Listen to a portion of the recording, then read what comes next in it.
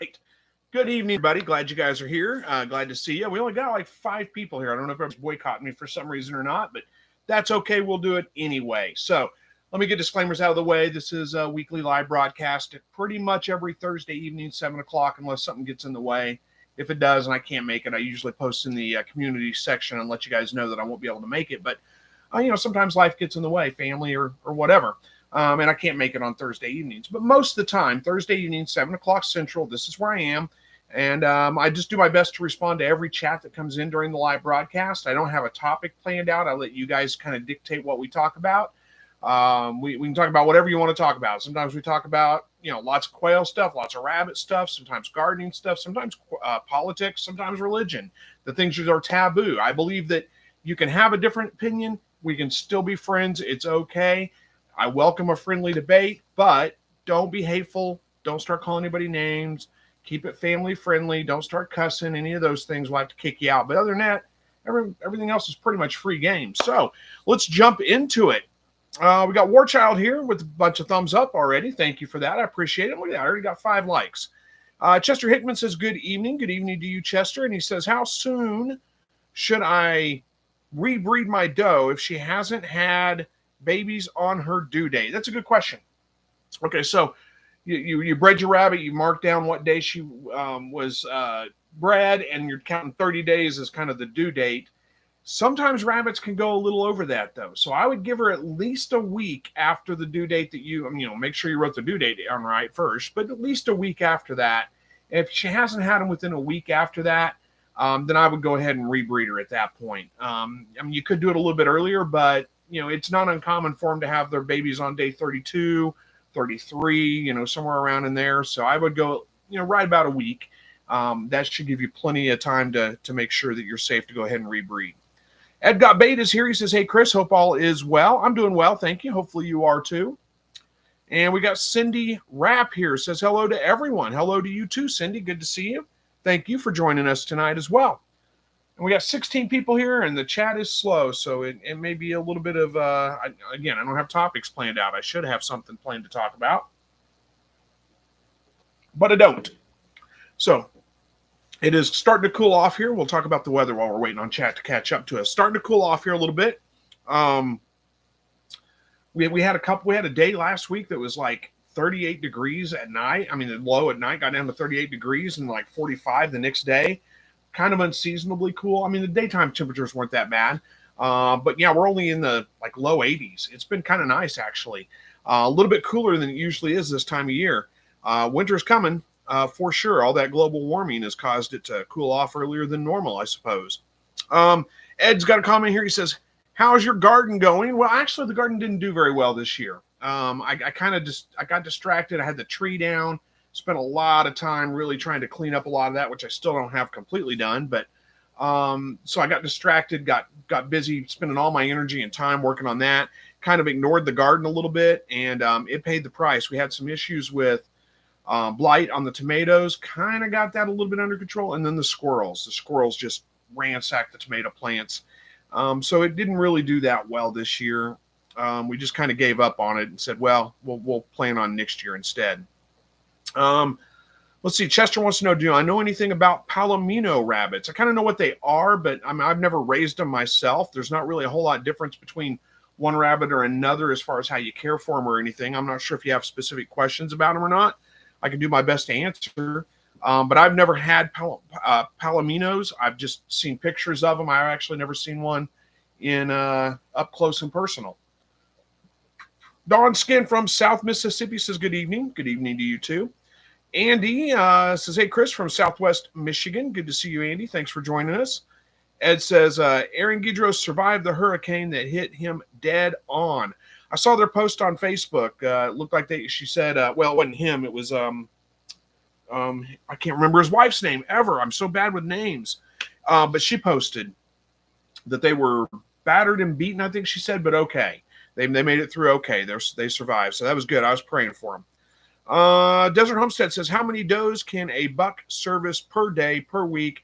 How long in between doing the deed? Oh, my goodness. And Ed says they have very little. Katrina, thank you. Good grief. I don't know why I have such a hard time with that. So they had very little damage. So that is good to hear as well. Okay, let's see if we can answer this question. I don't know if I can give you a definite answer on how many. I would say probably in the neighborhood per day, roughly about 2 per day. And that's per day. So you can take that out per week, per month, per, whatever. How long between doing the deed? You don't really need to wait that long.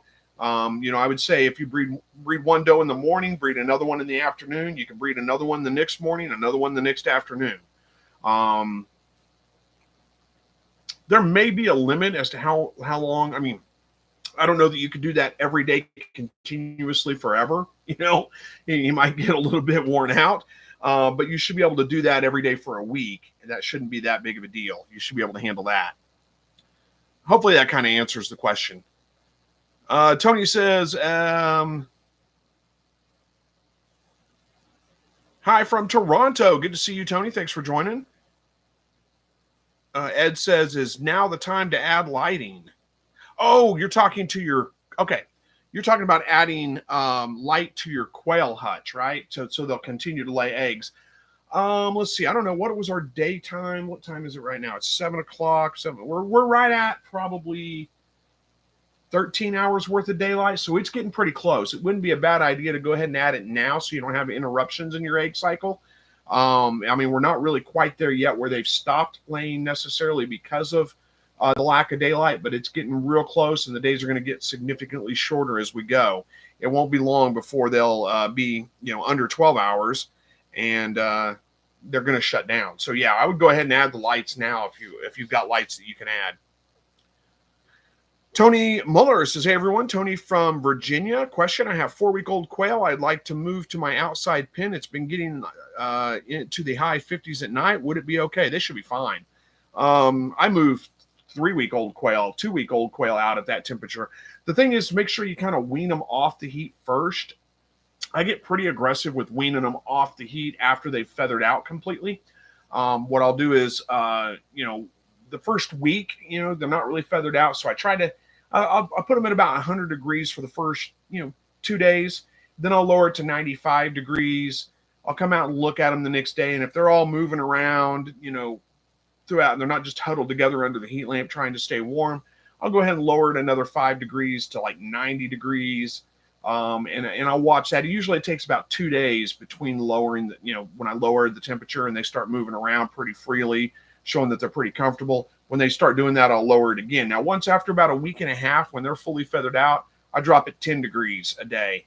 As long as they're still all moving out, drop it 10 degrees a day until I get it down to about what the outside temperature is.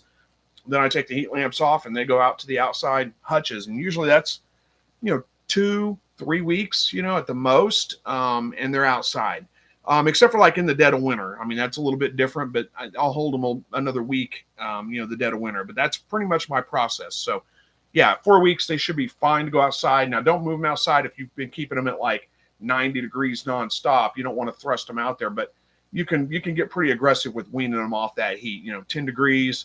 Go out if they're not all huddled under the heat lamp trying to stay warm, if they're all just kind of spread out everywhere, lower another 10 degrees. It's pretty easy for me because I use a temperature controller. It's an Inkbird Wi-Fi. I can't remember the model number, but Inkbird temperature controller has a little temperature sensor that goes inside the brooder box under the heat lamps, and a little you plug the heat lamps into the box, basically to the controller.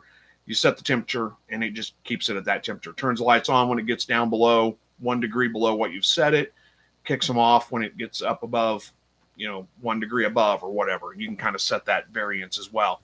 So that's pretty easy for me. You would probably, if you don't have that, you're just gonna have to kind of move the light a little bit further away from them to lower the temperature. But you can do that, like I said, pretty aggressively after they're feathered out. And by 4 weeks, they're fully feathered out. They should be pretty well ready to go out to the outside hutch. So hopefully that kind of helps out a little bit. All right, grab another drink here. Jacob says the Inkbird 308. I think that's it. I think you're right. Says Inkbird 308. Probably I have one for the same reason. I love my Wi-Fi model. Yeah, I don't ever use the Wi-Fi part of it. but it's a great temperature controller. And I actually had a mouse or something chewed the lead, the temperature sensor lead, chewed it in half, the wire in half. I just wired it back together and it still works. So, no problem. I don't know. I think I've got it in my Amazon shop. They're a little bit on the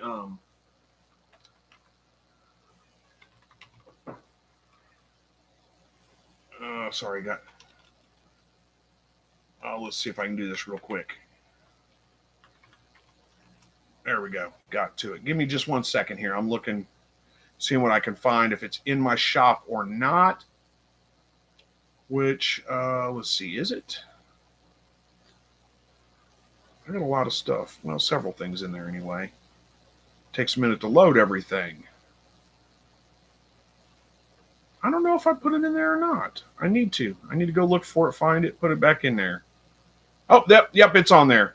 Looks like it's a little cheaper than it used to be. It's $49.99 right now. So here, I'll post a link to it if I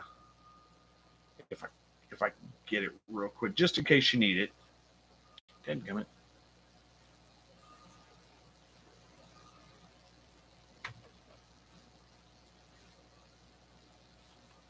There we go. If you need it, there it is. All right. Ed Got Bait says, as winter's coming on, how should we winterize our quail hutches? There's not really much you need to do. Quail do incredibly well in the wintertime. So do rabbits. They actually handle the cold a lot better than they handle the heat. So the biggest thing is just make sure they have a way to get out of the wind. And if they have a way to get out of the wind, that's really all you need to do. Out of the wind and the weather, they're fine. With my hutches, I have half of it. It's kind of blocked off. So they can get in there and get out of the weather and they're fine. You will have to worry about your water because water freezes in the wintertime, of course, depending on how cold it gets where you're at. But here it gets cold.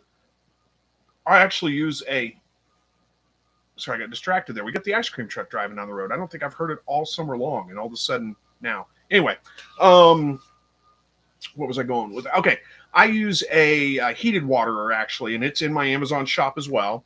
I can't remember is it a Little Giant or is it a Miller? I can't remember what it is. Here, I've got the Amazon shop up. It is Farm Innovations. It is thermostat controlled, basically. It's a 2-gallon, I think, waterer that has the nipples on the sides of it. As long as you keep that out of the wind, it does a great job. It never freezes. It's got a thermostat in it, so it only kicks on when it gets down below like 40 degrees or something. Then it kicks on and keeps it warmed up enough, and it does a great job.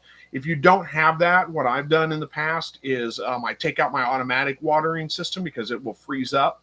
Even right there at where the water comes out of the cups, that's where it'll freeze. Even if you keep water circulating through it a lot of the times, if it gets cold enough, it's going to freeze right there. So you may have water going through the lines, but the cup itself is frozen and it won't let water out. So what I've done in the past is switched over to more like what I use for my feeders, which are like Tupperware style containers. You cut a hole in the side for them to get their head through. And then I just have a couple of those. So I just fill it up with water just below the line where they would stick their head in there. And I put that in their hutch in the morning, and then I, do it again in the afternoon. Take the one that's frozen out, put the one that's not frozen in, put water in there, and they'll come and get their drink, and they're going to do just fine with that. Just switch it out twice a day, once in the morning, once in the evening. They're going to be fine, or the afternoon, I should say, would be better before it gets dark. But if you don't have something that has like a lid on it like that, if you just put an open bowl in there with water, they're going to get in it. They're going to foul it up. They're going to get wet. It's just not good. You need to have a lid over it. There's a hole in the side they can stick their head through, get a drink of the water, and they'll do that before it freezes up. But it works pretty well. So you can do it either way. But that's really the only preparations for wintertime I do. Take down the automatic watering system, switch it out with the heated one. That's it, because I already have a way to get into the sandbox in my hutch and get out of the weather, and that's all you need. If they can get out of the wind and the weather, they're going to be just fine, even if it gets down to, I've had temperatures here well below zero. Not wind chill, actual temperature, 3-4 degrees below zero, and they're fine. Cindy Rapp says, I just came in from locking up the quail. I got a gnat flying around here. If you see me doing this, it's right in my face too. Drive me crazy. All right, says, I just came in from locking up the quail. I see I have one who doesn't look too chipper. I drew to a pen by herself with food and water. Hopefully she is better in the morning. Well, I hope so. I will caution you. I mean, I know it's hard, but moving them out of the pen by themselves to a pen by themselves, I wouldn't leave her in there too long if you can help it, because when you try to put her back in, she's going to be seen as a new bird entering into the flock, and they're going to beat the tar out of her because they get pretty territorial. And if you move adult birds, sexually mature birds, in with new birds into their existing hutch, you're almost always going to get some pretty aggressive behavior from them. They're going to beat them up and pick on them pretty badly. So I would try not to leave her in there any longer than you have to. Get her back in that hutch as soon as you can.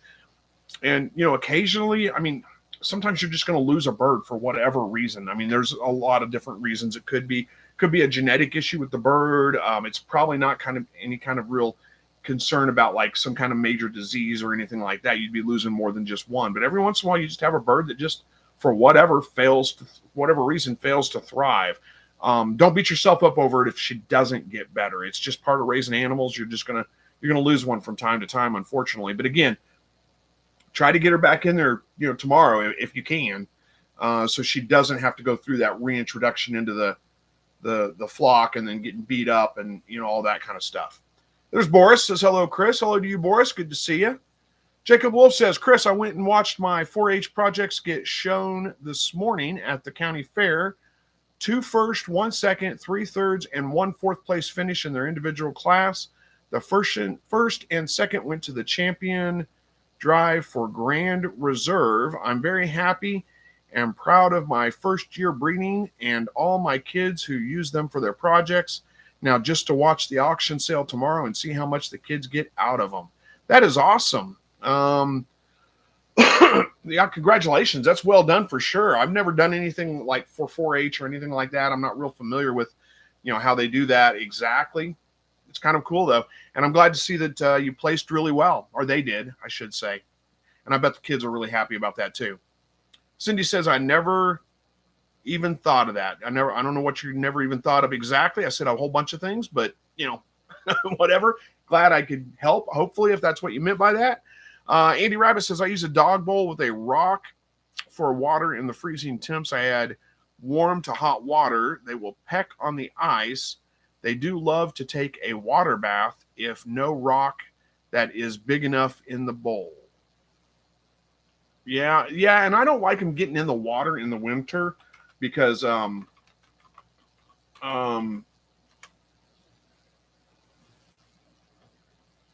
I got distracted there for a minute. I don't like the idea of getting in the water because I don't want them to be wet on that wire, freeze to the wire, something like that. So I keep it covered, and I don't like them fouling up the water either. Just a word of caution, though, I don't know that I'd add hot water to it. Hot water actually freezes faster than cold water. So I don't know that I'd add hot water, but, do what you need to. If it's working, don't change it. Bob says, I put a submersible heater and a recirculating pump plugged into a thermocube and have a return line for the water. Works great in winter. Yeah, that's another way you can do it for sure too. I don't know. You just basically you put it in the bucket, for your gravity feed system, I'm guessing. And then you have a pump that's recirculating water through the line. So it's warm-ish water and you don't have any issues with, I don't know how cold you've tested that out to. I'm kind of curious how cold it gets in your area, but, you're telling me how to do it. So hang on, we'll get right to it. There's S.O. Swanson says greetings, and Chester took his comment back. I don't know what he said, but S.O. Swanson says greetings, Chris, and all you quailers from Mississippi. Thanks, I appreciate that. Greetings to you too. Okay, so here's Bob Cole's explanation of his heater. The heater is in a 5-gallon bucket on the top of the hutches, so gravity feed for the water. I use the red cups with the yellow trigger.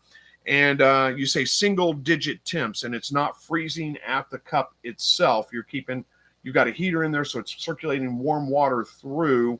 That's probably the key there. I would be concerned that if it got much colder than single digits, like if it got down to 0 or below, it's still going to freeze right there at the yellow, where the yellow plunger is. But I may be wrong. Andy Rabbit says, I like to put a small cage within the cage when I have a hurt one to heal in.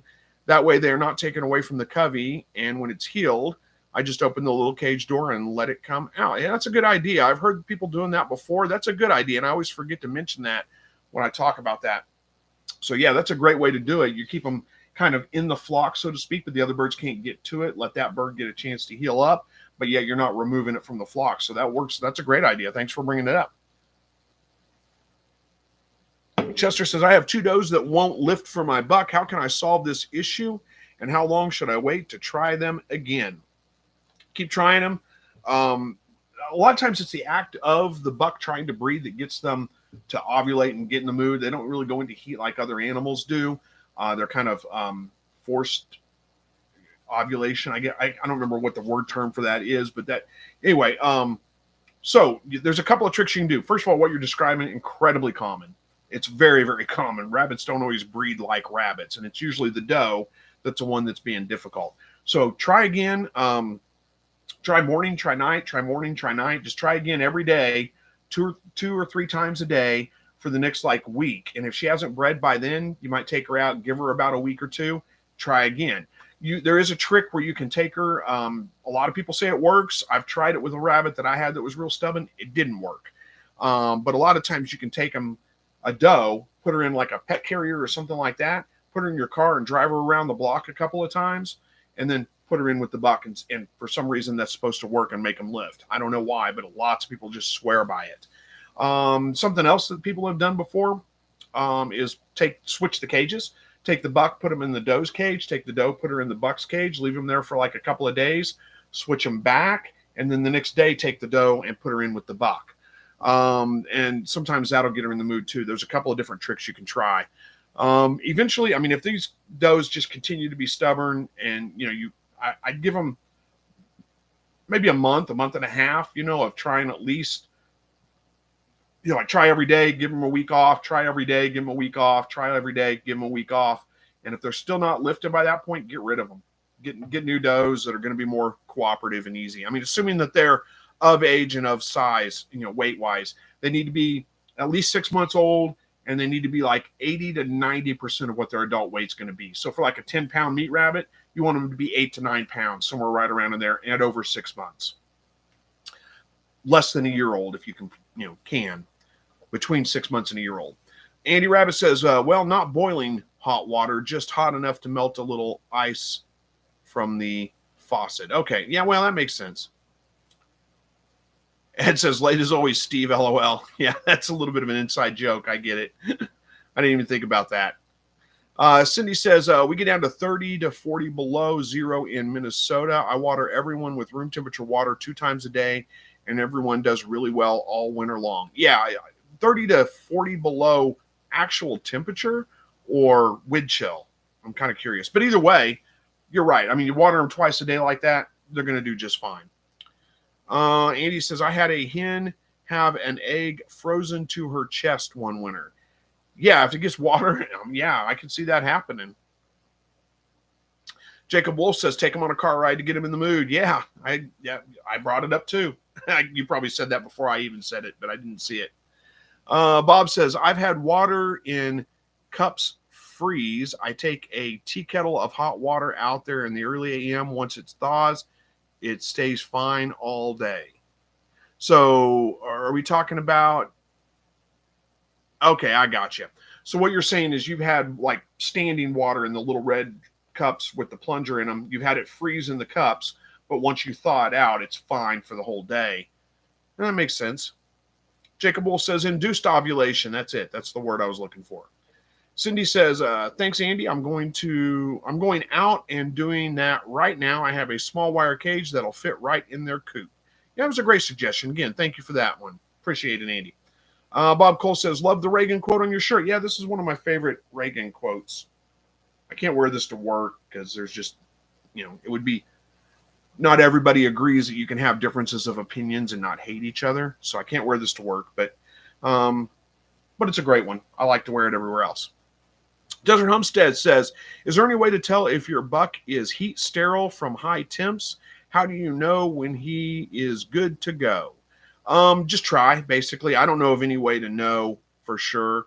And honestly, it's not super common for them to go sterile from the heat. It's a possibility. It can happen, but it's not like it's a guarantee. So I would just, like, when you're ready to breed, go ahead and try to breed him. If you're really concerned about it, give him, a month, for after the temperatures get down below 80, and then go ahead and breed him at that point. Cindy says 30 to 40 below air temperature. That's incredibly cold. I don't think I've ever seen that cold. So that's 30 below. 30 below 0.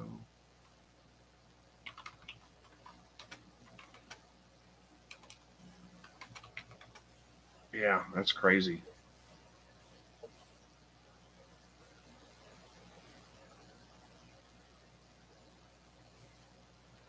Yeah, look at that. Roger Pass, Montana, the coldest temperature in the lower 48 states at 70 degrees below 0. Good grief, that's cold. That's cold. Where it says, Chris, I love your shirt. Thank you. I appreciate that. Bob says, tap the like before we go, please. Thank you. Andy Rabbit says he likes my shirt. His shirt is pretty cool. Yeah. Thank you. Cindy says, sometimes it's warmer in my freezer than it is outside. You know what you should do is you should move south. I mean, that's what I would do. But that's just me. I'm from Missouri. We get cold in the wintertime, but nowhere near that cold. And we usually don't stay that cold for that long. It doesn't, it's like we might get down to like 20 degrees, teens, for like a week at a time. And then it usually is back up in the, high 30s to 40s. Sometimes 2 weeks, but not often. Comes in spurts. Andy says it's raining and down to 64 right now, a bit chilly. Yeah, after summertime, 64 does feel a little bit chilly. I got up, like I said, it was down to like 38 degrees, I think, one night for the low last week. And I went out to feed and I was in shorts and a t-shirt and I was like, man, it's a little chilly out here, a little cool. I got my feeding done pretty quick, came back inside. All right. That's the end of the comments again. Running out of comments to keep me busy. Had a little bit of not a scare this morning, but a little bit something unique happening. Went out to feed the animals this morning, and you guys probably see my videos. The my back fence line is probably 25 feet or so, maybe not quite that much, but probably pretty close to that from my quail hutch.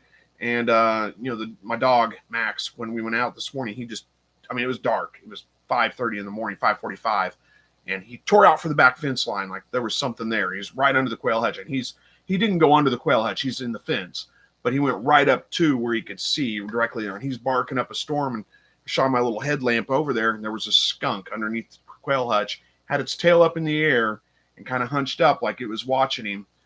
But he couldn't get out of the fence to get to it. And finally it did just turn around and kind of went off on its way. So thankfully, the dog did not get sprayed by a skunk at 5:45 in the morning, because that would have been terrible to have to bathe the dog before I got in the shower and got ready for work.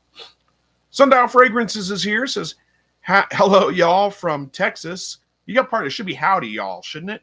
Maybe not. I don't know. But hello to you too. Glad you could make it. Thanks for joining.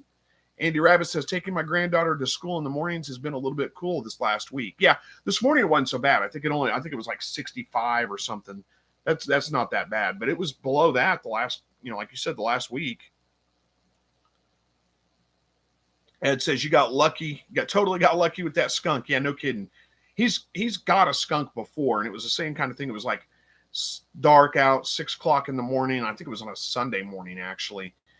Went out, and he went out with me, and he tore off across the yard, grabbed something, shook it, threw it, and I could see it as it crossed over the light from the doorway I was standing in open. It was a skunk, and it was too late. He got sprayed. So, yeah, I had to run to Walmart, get some skunk shampoo, bathe him. We've got skunk shampoo now because of that, actually. Andy says, if your car windshield is frozen with ice, spraying rubbing alcohol on it will melt the ice. Yeah, that's a good tip. Mid-America Bulldog says, Mike Landis checking in from Joplin. Awesome. Another Joplin person here. Good to see you. Thank you for joining us. And Mid-American Bulldogs. I'm not familiar with that.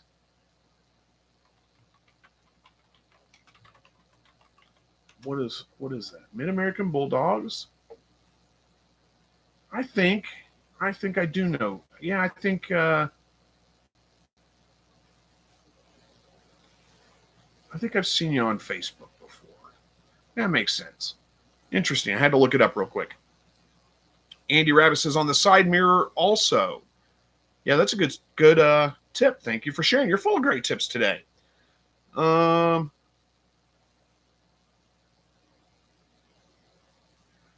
Mid-American Bulldog says, hey, Chris, those my Tamuk doe should have babies tonight is day 31. Awesome.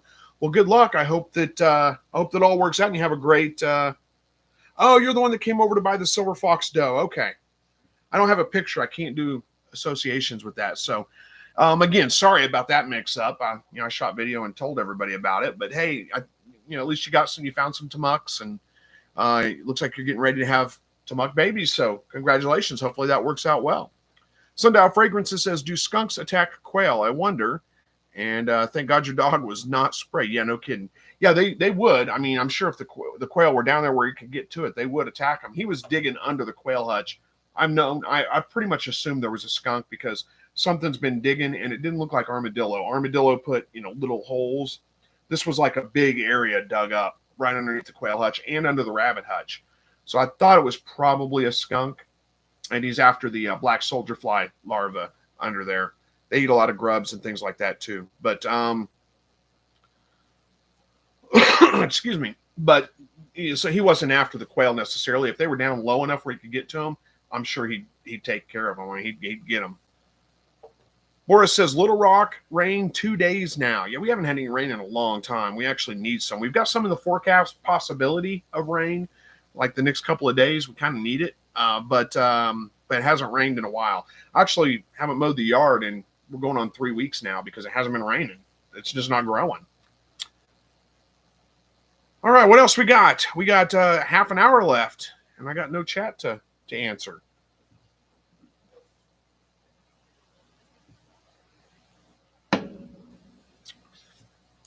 I don't have any more good stories. Well, not that those were good stories, but I don't have any more stories to tell, period. I'm kind of out of stories. Seems like something interesting should have happened. I do have quail incubating right now. I got them in the incubator. I'm going to be shooting video on that so I can show off the incubator. Somebody wanted to have a video of that incubator. Hopefully we get a decent hatch rate out of it anyway. Cindy says, we need rain. The weeds in my garden are starting to wilt. Yeah, I know what you mean. I don't have any problems with weeds in the garden because I have all that landscape fabric down. It takes care of the weeds. But yeah, everything's starting to die here. Jacob says, here in Ohio, we're having a drought. My county is an exceptional drought, D4 stage. Yeah, I don't know if we're in, we probably are in drought stage again. We're pretty much always in drought stage in the summertime anyway, so it's not uncommon. But yeah, it's hopefully you get some rain soon. Ed says, did you finish cutting up that tree that fell down? No, I have not yet. I still haven't even called anybody to get the part that's still standing. That's beyond my capability. I'm not even going to try that. I need to call somebody and get them to take that down. I've got the other tree, the part that fell, it's hung up in another tree there. I've got it all taken care of all the way up to where if I start cutting anymore, it's going to probably fall out of that tree. And I don't want to do that while I'm here by myself. I think I need somebody else around. So if the tree falls on me and crushes me, they can at least, call the ambulance to come and collect my body or something. But, so I don't know. I got to call somebody. And when I do, I'm going to see if I'm going to have them quote me, like, if they can just get it all on the ground, that'll be okay. I can take care of it from there. But I'll have them quote me on taking that other one out of the other tree too and see how that goes. Buck Reynolds says, hello, everyone. Hope you all are well. I'm doing well. Thank you. Hopefully you are too. Bob Cole says, did you get a new incubator? Which one? Yeah, well, it's not really new. I mean, I've had it for a while now. It was gifted to me. It's the Brincia Ovation Advanced 56 egg incubator. That one right there. So I need to look up something actually now while I'm thinking about it.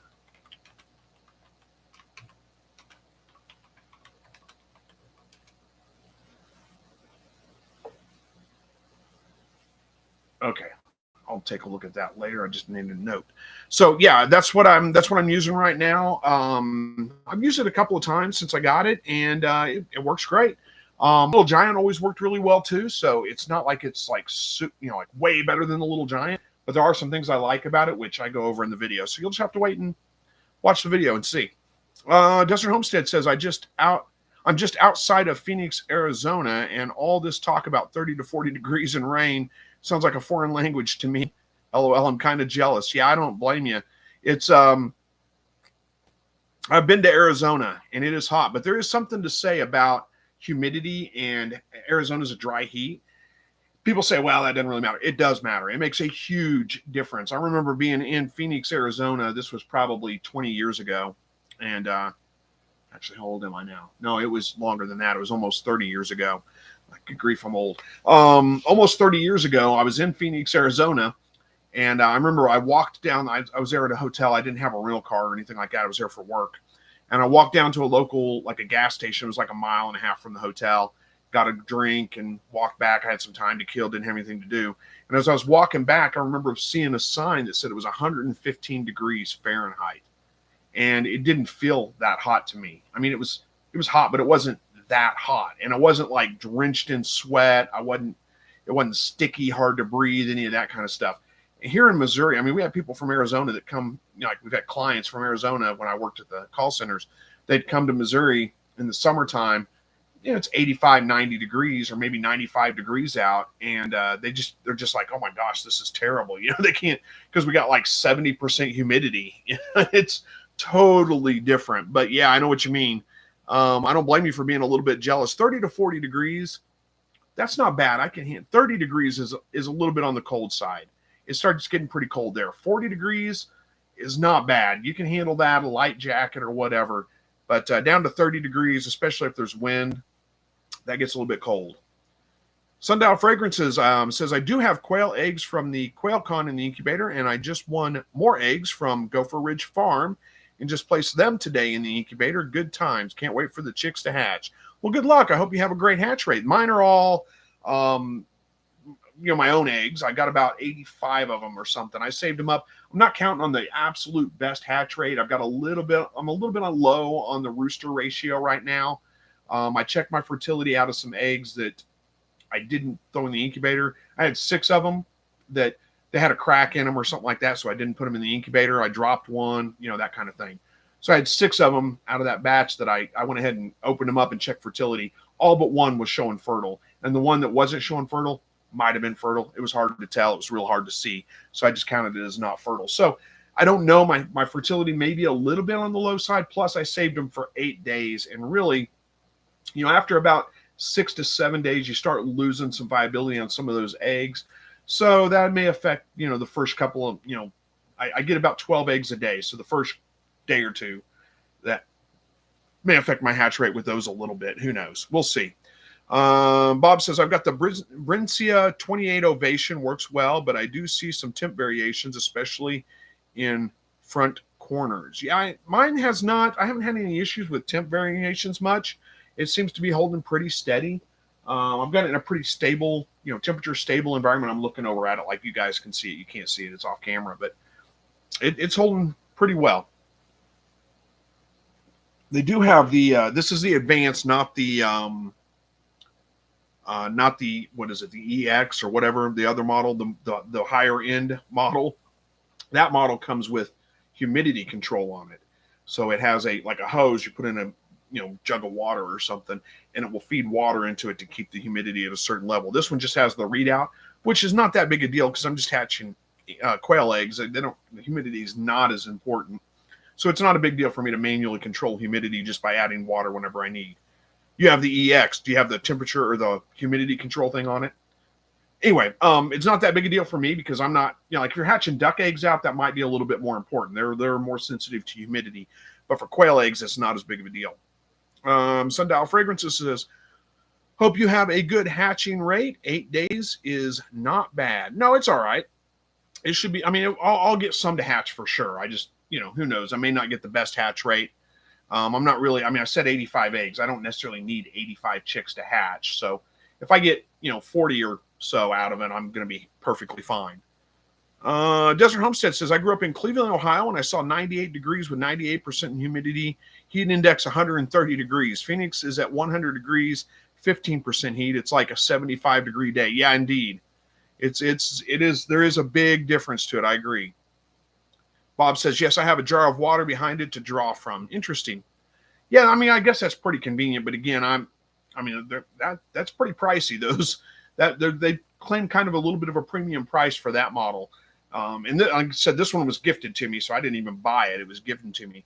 But but still, it's not the cheapest incubator out there. And when you get up into the EX model, it's definitely not the cheapest. It gets up there pretty expensive, actually. Let's see, have the, I want to say that the, yeah, here's the Brincia Ovation. This is on Chewy, so take it for what it's worth.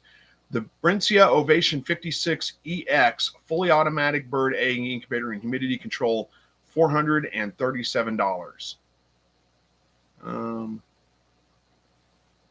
That seems to be actually a little bit lower than what I've seen it before. It's actually cheaper on Chewy. It's cheaper than the Advance. That doesn't make any sense. It must be on sale or something. Oh, well, we'll take a look at that later.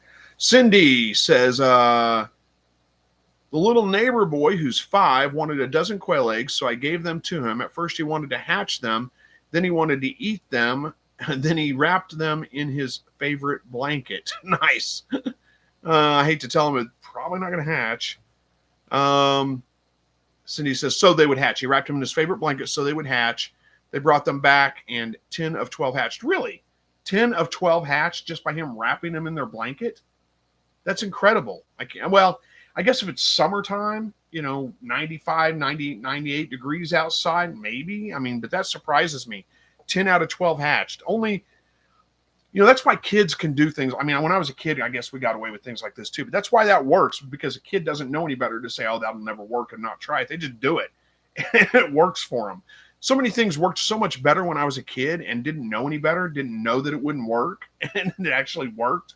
I remember when I was a kid, one time we used to go out to my grandparents' house, and there was ponds on their property, and they were full of bullfrogs.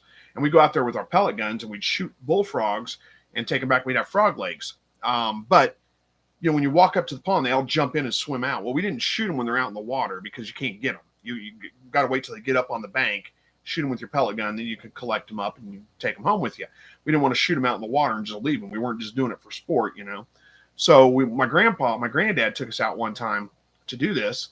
We walk up to the pond and all the frogs jump in and swim out. And he says, okay, we'll just sit here for a while. I said, my cousin and I, oh, well, let's throw some rocks in the middle. We'll get them to come back out he was like, that won't work. We started throwing rocks in the middle, and sure enough, all these frogs come swimming up to the side on the banks. Again, it's one of those things you just didn't know any better to know it won't work, to try it, and it actually worked. Cindy says, no, I put them in an incubator. Oh, you put them in the incubator. Okay, I got you. They didn't hatch in his blanket. Okay, I was surprised by that. He took them in his favorite blanket to hatch them, but then they brought them back to you, and you put them in the incubator and hatched them. Okay, that makes more sense. Andy Rabbit says, I had 11 hatch out on Monday. Nice, congratulations. I've been a little low on hatching this year. Haven't done as many. I've only done a couple of hatches. So I probably should have done more, but it's just, like I said, the tree that fell consumed a lot of my early summer, and it's still not taken care of completely. But anyway, did buy a new garden cart though to take care of all that. A gorilla cart, pretty good size one at a local, like a discount place here. It was brand new, already put together too, so that's nice. But I can hook that up to the mower, and I can stack it up. It's got like 1,500 pound capacity, so I can stack logs up inside that thing as long as I can. Just tie them, throw a rope over them to tie them down to it. I had them stacked up like 4 foot high, and just haul it over the wood pile. I don't have to carry them one by one. It's so much easier. Even if you have to pull the thing, it's just, it really was it's a really nice cart. Way more convenient than a wheelbarrow. Wheelbarrow. I never know how to pronounce it. I always say it wrong, and somebody makes fun of me. But it's way more convenient. It dumps too, so you can use it like that. But it's got 4 wheels, so way easier to haul around, way easier to pull. Hook it up to the lawnmower. It's great. All right, what else we got, guys? You're slow today. I'm not blaming you necessarily. It's just we don't have anything to talk about. I always say this, and I always should have something planned out, but I never do. I always think, the chat's going to keep me busy. It usually does, but sometimes it doesn't.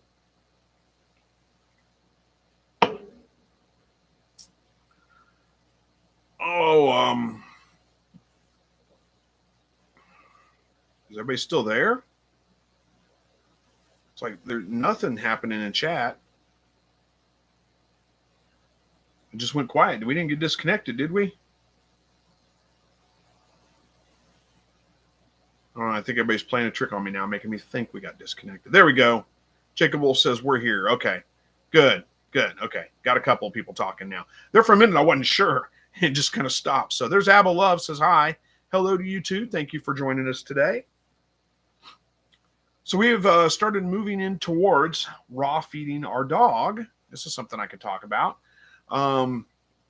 So I took, I've got a meat grinder that's I don't know what brand it is. It's probably from China. It's got English on it. And it says, and that's probably offensive. I don't mean it offensive. I just mean it's got like broken English. I don't mean that as a racial thing or anything. Don't get upset if you heard that and were offended by it. It's not meant to be offensive. It's not meant as a derogatory thing. But it's a fairly cheap meat grinder, but it works pretty well. Well, I had a whole bag of chicken legs, drumsticks. I don't really like the drumsticks that much, but somebody gave them to me. It was like, I can't remember how they came across them. They've been in the freezer for a long time. So we took them out and we ran those through the meat grinder, bone and all, and it ground it up. I mean, it kind of struggled a little bit. You run a chicken leg through it, but it ground it up. And then, so we were using that kind of as a base, add some ground turkey. I bought some ground turkey at the store. I'll be doing probably some rabbit and some quail and stuff like that, mixing it in with it as well. Some beef liver and stuff. So we're starting to switch him over to a little bit of a raw diet. We'll see how that does for him. He has a lot of problem. Excuse me. He's got a lot of problems with skin allergies, and we're hoping that maybe switching him over to a raw diet instead of kibble is going to help clear some of that up, but we don't know if it will or not. Jimmy says, just starting raising quail, so I'm all ears. Yeah, well, if you have specific topics, there's that gnat again. If you have specific things or questions, ask away, because I'll answer. I'll be happy to. I don't know where you're at in your process to be able to just, say this is what you need to do. I don't want to give you a whole bunch of information you already know about, but, ask away. We got plenty of time. We got another about 14 minutes here, so ask some questions. We'll get them answered. If I don't know the answer, somebody in the chat does. I guarantee it. Patrick says, hello all, just joined late. Busy day. I got a doe that just got 11 kits. Dang, big litter. That is a big litter, yeah. I usually find that whenever the does have more than 10 kits, it's hard. A lot of times you're going to lose one or two. Seems like they do pretty good with up to about 10, and anything over that, they have a hard time keeping them all. So don't be upset if you lose one, maybe two. It's still a good litter. 340 Quail Farm says, I have 90 eggs in my little giant right now, although I've noticed some inconsistent temperature or temp spots throughout the incubator. Have you experienced this with the little giant? Probably not. And let me make sure. Let me see if I've got this right. 340 Quail. Are you Tim from Florida? I want to make sure. I don't know. I can't remember if that was. I think that was your quail name, or the quail farm, or whatever your quail business. 340 Quail Farm. I think that was you. But I'm trying to make the connection there. So if I'm wrong, I'm wrong. Anyway, I don't really watch the for like hot spots in the incubator that much. Yep, that's you. Okay. Thought it was. I think I friended you on Facebook too. I think I had a friend request, or I can't remember. I think it was you. Is it you go by Timbo something on Facebook? I think that was you. Anyway, where was I at with that? So, okay. So the little giant, hot spots and cool spots in it. Don says to rotate the top on the little giant. Oh, rotate the top, turn it around. You can do that. That's not a bad idea either. I'm assuming you have a forced air, not a still air kit. I'm sure that there are hot and cool spots in there, but I've gotten pretty good luck out of my little giant. And if I really pay attention, I can get like an 80% hatch rate out of that thing. So it's not bad. It's pretty good. If you have any issues with it, like if it's like really fluctuating in temperature or something like that, maybe because you have it, just check where you're at. Yeah, it's forced air. Okay. Check where you've got it. Make sure it's not above like an air conditioning vent. It's not in front of a window where the sun's going to shine through and hit it part of the day. Any of those kinds of things that can really fluctuate or lead it to, especially if it's like a drafty room where there's a lot of drafts coming in and out, that can cause some of the cooler spots in there too. But it's done pretty good for me. If your fan for some reason is not working, not blowing the air around, that might have some issues with it. Little Giant, Miller Manufacturing is the company that makes them. They're fantastic customer service. So if you have any issues, call them. They will really help you out. They'll walk you through like how to troubleshoot it and all those kinds. I mean, they're really, really good customer service. So, don't be afraid to call them if you're having any kind of issues. But I haven't noticed a lot of issues with cold and hot spots in there, but I don't really monitor that closely. Like I said, I just kind of set, 80 eggs, and whatever hatches I'm good with. If I get 40 or 50 out of there, I'm fine.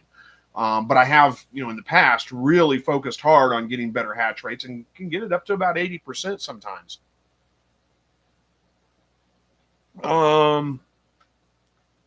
Andy Rabbit says, wait. Buck Reynolds says, do you need to grind some vegetables in your meat for your dog? Not necessarily. I mean, you can. There's certain benefits to having some of those vegetables in it. And I'm by no means an expert on raw feeding. But some of those vegetables will have like extra nutrients in them and things like that.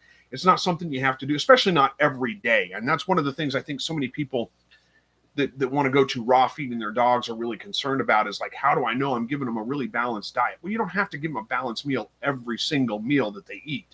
The basic ratios are going to be like 80% lean muscle meat. So like, rabbit would be fine. Chicken would be fine. Chicken may not, some dogs have allergy issues with chicken. So, that may not be the best option, but like turkey, beef's expensive though. So you won't get a lot of beef. Pork, any of those things, just lean meat, like 80% of that, 10% bone, 10% organ meat, like liver. They always want some kind of secreting organ meat in there as well. So something like tripe, stomach lining of the animal or something like that. That's about your base ratio right there. Now, there are some other things that they do need. Throw a couple of eggs in there, get some, good quality fats in there for them. And every once in a while you may have to add a little bit something else to give them, what they're missing, like a little bit of cooked sweet potato, pumpkin, some of those kinds of things. But they don't really need vegetables necessarily. Now, with that being said, you can help give them extra vitamins, like spinach is really high in iron and vitamin E. There's a couple of different vegetables like that that you can throw in there. If you're going to do sweet potato, make sure you cook it. They raw sweet potato is not good. They have a hard time eating that, and it could be a choking hazard for them. But again, I'm not an expert on raw feeding. You'd have to kind of look that up. It can get pretty complex if you let it. Don't stress about it. Pretty much for the most part, it's a whole prey diet. I mean, if you take a bird, quail, and you dispatch it and you give it to your dog, they're pretty much getting 80% meat, 10% bone, 10% organs, something like that. So, or a rabbit for that matter, Andy Rabbit says, I don't watch for different temps in the Little Giant either. I never noticed anything wrong with the hatches, like eggs in one spot, never hatching time after time. No, I haven't had any of those issues either. Patrick says, I have a 5th doe that only had 5 kits last Saturday. She will get 3 kits from that 11 kit litter. Let me read that again. I have a 5th doe that, okay. So you're going to foster some of those rabbits over. That's not a bad idea. Andy Rabbit says, LOL, you're right. We don't eat a 100% balanced meal every time we eat. No, you don't. And again, you don't have to worry about it too much. I mean, it's not that stressful. It's still better than probably the kibble. Just make sure, look it up. Like some of those things you can just add every once in a while, a few sardines here or there. Make sure they're like packed in water only, nothing extra added to them. Those are good. There's some fatty acids in them. There's a lot of different things you can add. Mushrooms, cooked mushrooms are good for them. A lot of different things you can do to kind of boost that up a little bit, but you don't have to do it every day. I would caution you though, don't try to feed your dog solely on like rabbit. It's there's just not enough there. I mean, that's not a good, if that's all they're eating all the time, that's not good.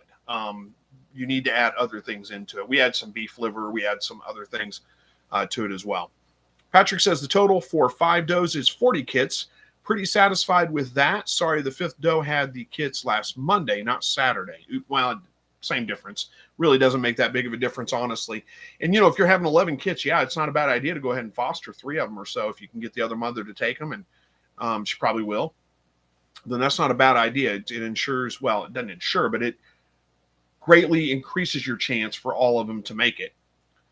Andy Rabbit says, I don't have a dog anymore, but I never could get her to eat anything raw. My dog doesn't. He loves it. He loves it. In fact, he's like, we've been feeding him. He's a 65-pound dog, and the recommendation is generally to feed about 1 pound for every 50 pounds of weight per dog. Well, we're kind of trying to transition him slowly over to this. So he's still got his, his regular dog food. I put that in his bowl in the mornings. Sometimes he'll eat a little bit of it, but he doesn't usually, most of the time he doesn't eat it at all. He holds out at night. We're giving pretty close to half a pound right now per day. And that's about all he's eating. That's just it. He's holding out for that. And he's not acting like he's starving or anything. So hopefully it makes some significant improvements in him. But he has no problem eating raw. He's perfectly happy to eat raw. Those rabbits that I had to process because of the sore hocks, I just fed those to him. I mean, I didn't grind them up. I didn't cook them, nothing. I just cut them up like you would normally. And I'd give him a leg or a piece of backbone or whatever, bone and all. And he would eat those, no problem. Loved them. Takes him about frozen. I would give it to him frozen. And it takes him about 10, maybe 15 minutes to get through it. He'll just crunch it up and eat the whole thing.